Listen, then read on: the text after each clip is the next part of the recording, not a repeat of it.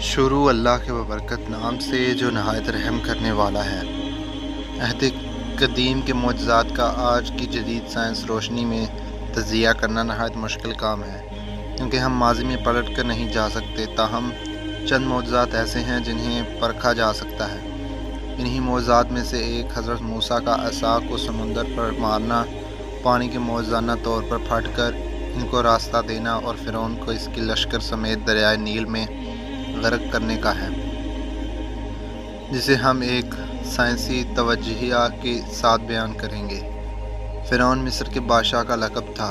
حضرت موسیٰ جس فرعون کے زمانے میں پیدا ہوئے اس کا نام قابوس ابن مصعب ابن ریان تھا۔ کردار کے لحاظ سے یہ فرعون بابل کی نمرود کا بھائی تھا۔ دونوں ہی نے خدائی کا دعویٰ کیا تھا۔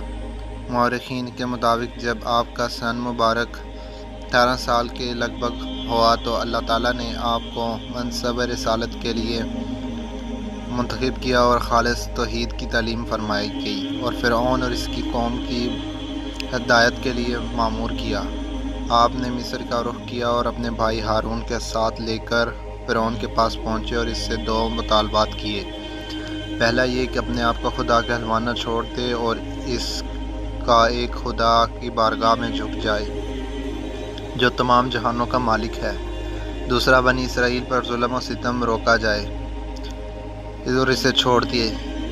قاہر متعلق انسان فرعون، جس کی اپنی حکومت و بادشاہت کا غرور نہیں بلکہ اپنی خدائی اور ربوت کا بھی دعویٰ تھا، وہ اس ضرب کلامی کو برداشت نہ کر سکا اور حضرت موسیٰ اور بنی اسرائیل پر ظلم و ستم کے پہاڑ توڑنے شروع کر دیے۔ حضرت موسیٰ صبر و استقبال کے ساتھ دین حق کی تبلیغ کرتے رہے۔ اسی مصر سے نکل کر جانے کا حکم ہوا۔ نیز یہ بھی بتایا گیا کہ فرعون کی طرف سے تمہارا تعاقب کیا جائے گا، لیکن وہ اس کے لشکر کو غرقاب ہوگا۔ وہی ہوا۔ آپ مصر سے اپنے ساتھیوں کے ساتھ روانہ ہوئے تو پیچھے پیچھے فرعون اپنا لشکر سمیت تعاقب کر رہا تھا۔ جب بحیرہ کلزم کے قریب پہنچے حضرت موسیٰ تو آپ نے اپنے عصا کو پانی پر مارا، جس سے سمندر میں خشک گزرگاہ بن گئی اور آپ ماں ساتھیوں کے گزر گئے۔ ادھر جب فرعون تعاقب کرتا ہوا اسی راستے سے گزرا تو اللہ تعالیٰ نے پانی کے شگاف کو دوبارہ ملا دیا۔ اس طرح فرعون اپنے تمام کفر و کفر کے ساتھ ہمیشہ کے لیے غرق ہو گیا۔ اللہ کی اس مدد کا ذکر قرآن مجید میں کچھ یوں ہے: اور ہم نے موسیٰ کو حکم دیا سمندر میں اپنے ساتھیوں کے ساتھ اتر جاؤ، اسے دو حصوں میں بانٹ دیا، ہر جگہ جیسے اونچی، اور ہم باقیوں کو اس تک لے آئے۔ سمندر نے فرعون کی لاش کو قبول نہ کرتے ہوئے باہر پھینک دیا۔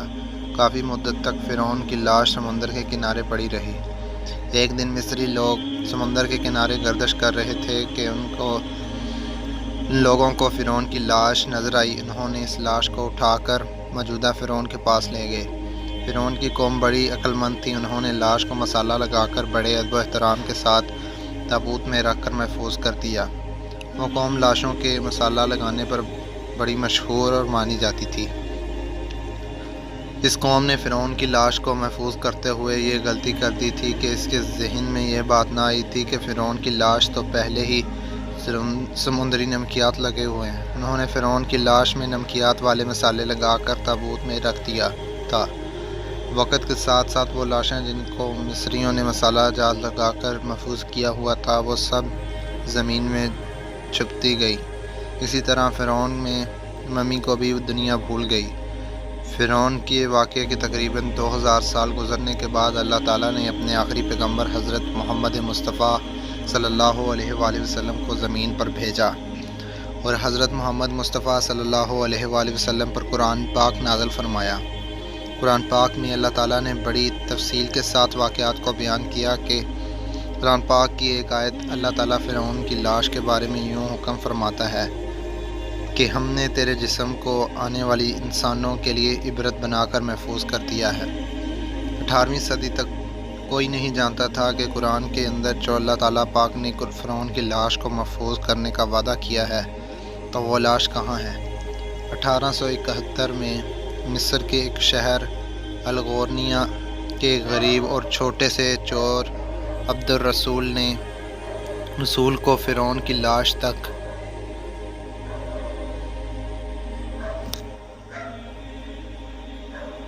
پہنچنے کا راستہ مل گیا۔ وہ فرعون کی لاش سے سونا، چاندی اور قیمتی جوہرات کو چرانے کے لیے دریائے نیل کے کنارے تبسیہ کے مقام پر بیٹھ کر یہ سوچ رہا تھا کہ کون سے طریقے کو استعمال کر کے میں فرعونوں کی لاشوں تک پہنچ سکتا ہوں۔ وہ دریائے نیل کے کنارے پر سرنگ کھود رہا تھا۔ وہاں کے رہنے والے لوگوں نے اس کو پولیس کے حوالے کر دیا۔ جب اس کو پولیس پکڑ کر لے گئی تو ان لوگوں نے اس سرنگ کو کھودا۔ 1891 میں تباہ ہونے والے فرعونوں کی لاشیں مل گئیں۔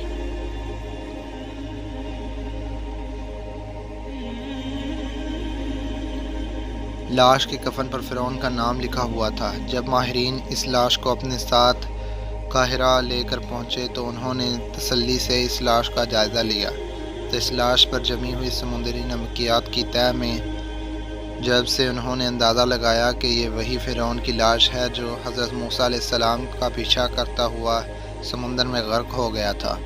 جب فرعون کی لاش کا جائزہ لیا گیا تو پوری دنیا کے آثار قدیمہ کے ماہر اور سائنسدان تصدیق کرنے کے لیے مصر میں آ گئے۔ دنیا کے ماہر سائنسدانوں نے سائنسی تجربات کے ذریعے معلوم کیا کہ سب لاشوں میں ایک لاش پر سمندر کی نمکیات موجود ہیں، جس کی وجہ سے یہ لاش گلنے سڑنے سے محفوظ رہی۔ جب سائنسدانوں نے تصدیق کر دی کہ یہ وہی فرعون کی لاش ہے تو اس لاش کو میوزیم کے اندر لوگوں کے لیے عبرت کا نشان بنا کر محفوظ کر لیا تھا۔ 1982 میں اس لاش پر لگے نمکیات خراب ہونے شروع ہو گئے تو مصری حکومت نے فرانس کے سائنسدانوں کو کہا کہ اس خراب ہونے سے بچا لیا جائے اور اس فرعون کی موت کی وجہ بھی معلوم کی جائے۔ انہوں نے کہا کہ اس لاش کو فرانس بھیجا جائے۔ جب اس فرعون کی لاش کو فرانس پہنچایا گیا تو اس وقت کے بڑے بڑے عہدیدار ایئرپورٹ پر اس لاش کے استقبال کے لیے آئے۔ فرعون کی لاش کو اس قدر عزت و احترام دیا گیا تھا کہ جس طرح موجودہ صدر کو عزب و احترام دیا جاتا ہے۔ وہاں ڈاکٹر مورس بوکائے اور اس کی ٹیم کو بلایا اور لاش کو ان کے حوالے کر دیا گیا تھا۔ یہ ڈاکٹر کرسچن تھا۔ جب مائکروسکوپ کے ذریعے ممی کے تمام حصوں کی باریکی سے جائزہ کر لیا گیا تو معلوم ہوا کہ اس لاش کے اندر سمندری نمکیات ابھی تک موجود ہیں۔ اس ڈاکٹروں کی ٹیم نے 100% کنفرم کر دیا کہ یہ موت سمندر میں ڈوبنے کی وجہ سے ہوئی، کیونکہ ایسے نمکیات سمندر کے علاوہ کسی اور جگہ پر نہیں پائے جاتے۔ یہ قدرتی نمکیات ہیں۔ سمندر میں ڈوبنے کے بعد کیا پتہ یہ لاش کتنے عرصے تک سمندر میں پڑی رہی ہوگی۔ اس لاش کے اندر سمندری نمکیات کس قدر سما گئے ہوں گے، جس کے اثرات آج بھی ختم نہیں ہوئے۔ جو ڈاکٹروں کی ٹیم اس لاش کا معائنہ کر رہی تھی وہ اس بات پر حیران تھی کہ ایک بادشاہ سمندر میں کس طرح ڈوب کر مر سکتا ہے۔ بادشاہوں کی لاشوں کو تو بڑی شان و شوکت کے ساتھ رکھا جاتا ہے، اس لاش پر سمندری نمکیات کا ہونا کس طرح ممکن ہو سکتا ہے۔ ڈاکٹر مورس کے لیے بھی یہ بات بہت ہی حیرت انگیز تھی، کیونکہ اس سے پہلے اس کے تجربات میں ایسی کوئی لاش نہیں آئی تھی۔ ڈاکٹر مورس نے اس ممی کے متعلق مزید معلومات کے لیے ہر طرح کی کوشش کی تو اس کے علم میں آیا کہ قرآن پاک میں اس لاش کا ذکر تفصیل کے ساتھ بیان کیا گیا ہے۔ وہ قرآن پاک سے اس لاش کے بارے میں معلوم کرنے کے لیے مصر پہنچ گیا۔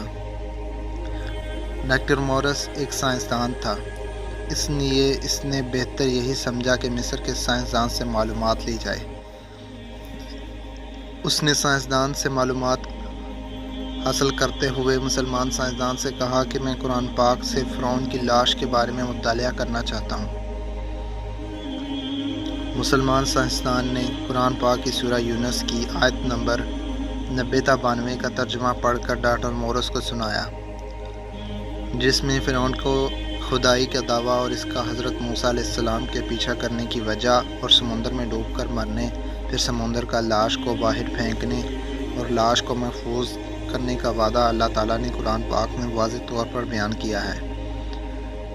اس قرآنی سورہ کا اشارہ بالکل واضح تھا کہ اللہ تعالیٰ نے وعدہ کیا تھا کہ میں فرعون کی لاش کو رہتی دنیا تک عبرت کا نشان بنا دوں گا۔ ڈاکٹر مورس نے ان قرآنی آیات کا ترجمہ تفصیل کے ساتھ مطالعہ کیا تو کہنے لگا کہ قرآن پاک میں ایک سچی کتاب ہے۔ اس کا ایک ایک لفظ میں سچائی نظر آتی ہے۔ خدا ایک ہے۔ حضرت محمد صلی اللہ علیہ وآلہ وسلم اللہ کے نبی ہیں۔ اس کے بعد ڈاکٹر مورس نے کلمہ پڑھا اور مسلمان ہو گیا۔ قدیم مصر کے لوگ اس فرعون کو بڑا طاقتور سمجھتے تھے، لیکن جدید ٹیکنالوجی سائنسدان اور میڈیکل کے سائنسدان نے ٹیکنالوجی سے ریسرچ کرتے ہوئے اعلیٰ کمپیوٹر کی مدد سے تقریباً 2000 جسمانی نقوش کی مدد سے اس کے جسم کی تحقیق کی تو معلوم ہوا کہ یہ فرعون نرم و نازک جسامت کا مالک تھا۔ فرعون کا ایک پاؤں ٹیڑھا ہونے کی وجہ سے وہ چھڑی کا سہارا لے کر چلتا تھا۔ فرعون کی ڈی این اے اور کچھ مزید ٹیسٹ کرنے پر پتہ چلا کہ فرعون کے والدین آپس میں بہن بھائی تھے۔ ماہرین اور سائنسدان کا کہنا ہے کہ فرعون کی جسمانی خامیوں اور کمزوریوں کی وجہ بھی یہی ثابت کرتی ہے کہ فرعون کے والدین آپس میں بہن بھائی تھے۔ ڈاکٹر مورس کا کہنا ہے کہ بہن بھائی کی ہم بستری سے پیدا ہونے والا بچہ مصر کا حکمران بننے سے یہ ثابت کرتا ہے کہ فرعونیوں کے خاندان میں حکومت کے لیے وہ لوگ کچھ بھی کر گزرتے تھے، اس لیے ان کا ایک نبی کی نافرمانی کرنا کوئی بڑی بات نہیں ہے۔ فرعون کی لاش کو اللہ تعالیٰ نے عبرت کے لیے رہتی دنیا تک محفوظ کر دیا۔ یہی وجہ ہے کہ آج سوشل میڈیا پر اربوں لوگوں کی نظر پہ فرعون عبرت کی علامت بنا ہوا ہے۔ جو انسان خدائی کا دعویٰ کرتا ہے تو اللہ تعالیٰ اس کو ایسے ہی عبرت کا نشانہ بنا دیتا ہے۔ اللہ ایک ہے، ہم کو صرف اسی کی عبادت کرنی چاہیے۔ وہی دو جہانوں کا مالک ہے۔ زندگی اور موت صرف اسی کے ہاتھ میں ہے۔ وہ جس کو چاہتا ہے زندگی بخش دے اور جس کو چاہے موت کا مزہ چکھا دے۔ اے اللہ پاک، ہم تیرے عاجز بندے ہیں، ہمارا تیرے سوا کوئی پرسان حال نہیں ہے۔